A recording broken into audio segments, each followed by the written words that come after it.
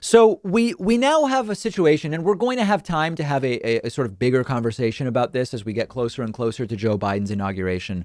But we have a situation here where Donald Trump now has cost the Republican Party everything. Trump has cost the Republican Party everything he could have cost them. Donald Trump cost the Republican Party the House in the 2018 midterms. Donald Trump cost the Republican Party the Senate in the 2020 election. Donald Trump caused himself to be a one-term president, now putting the Republican Party out of the Oval Office just 13 days from now. Donald Trump has cost the Republican Party global shame and embarrassment and has ruined the careers of many, many people. And so we're seeing Republicans start to turn on Donald Trump. Donald Trump denounced his own vice president, Mike Pence, yesterday in the middle of the Capitol Hill riots that he incited himself. We saw Mick Mulvaney, who I learned during the break, went from being Trump's chief of staff to like an envoy to, I think, Ireland.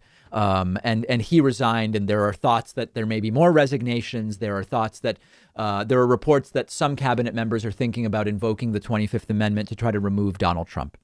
So from the point of view of blame and from the point of view of holding people accountable, none of these oh, sorry, I hit my mic. I'm so excited. None of these Republicans deserve to now be praised and to be given a blank slate because with 13 days to go, they said, this is too much for me. This segment is not about praising the moral Republicans who, after 3 years and 11 and a half months, are now saying this is too much for me. This is not about that.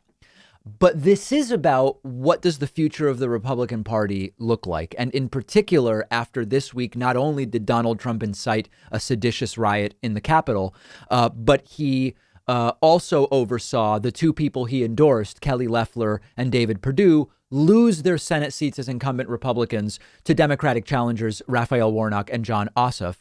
You are starting to see Republicans bail, and you start to see these reports like we saw in the week about Republicans privately furious at Trump over what happened in Georgia, and Republicans privately furious that Trump put them in a position to have to either support bogus claims of voter fraud or have to denounce Donald Trump essentially and risk being on the receiving end of Trump's anger.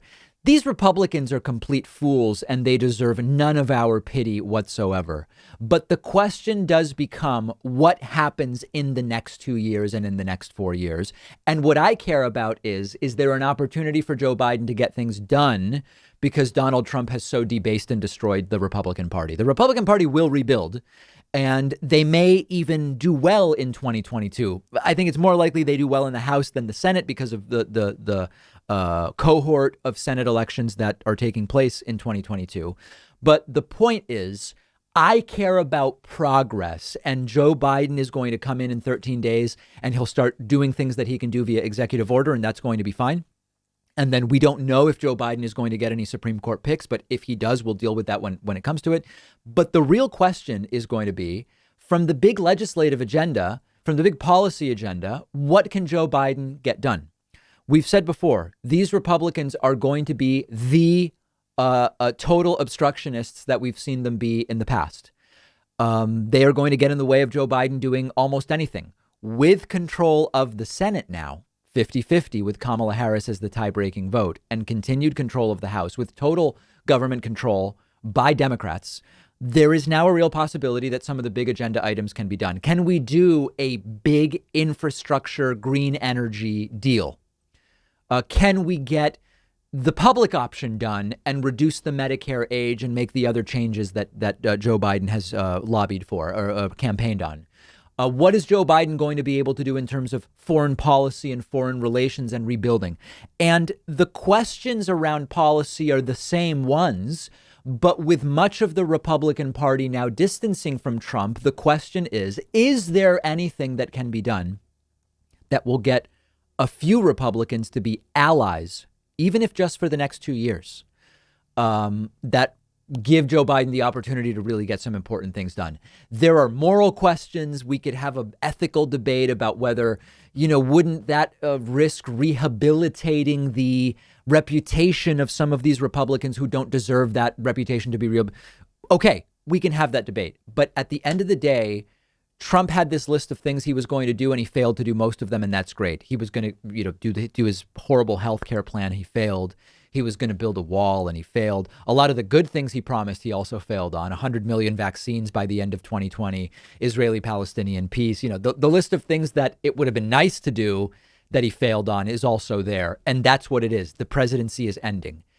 What can Joe Biden get done? And is there any politically strategic way that these last 2 weeks during which Trump denounces his own VP and Republicans start to distance, these are still terrible people, but from the totally pragmatic perspective, can this be leveraged in any way to get something done that we really need to get done in this country? We'll leave that question there, and we'll pick it up next week, and certainly when Joe Biden is ultimately sworn in.